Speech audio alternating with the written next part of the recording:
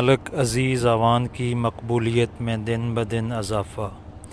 King of Punjab کی شہرت ملک بھر میں پھیل گئی۔ روزانہ ملک کے مختلف علاقوں سے لوگ انہیں ملنے آتے ہیں۔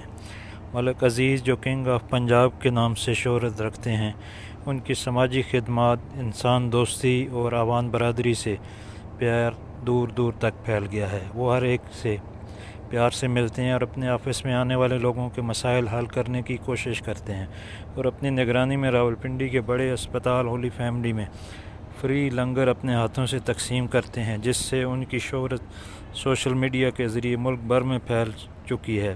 گزشتہ روز ان سے بالاکوٹ سے ادارہ تحقیق الاعوان کے چیف آرگنائزر ملک نثار احمد اعوان نے ان سے ملاقات کی اور انہیں پھولوں کا گلدستہ پیش کیا۔ اس موقع پر دونوں سماجی شخصیات نے اعوان برادری کو درپیش مسائل پر گفتگو کی اور مل جل کر انہیں حل کرنے کا عزم کیا ہے۔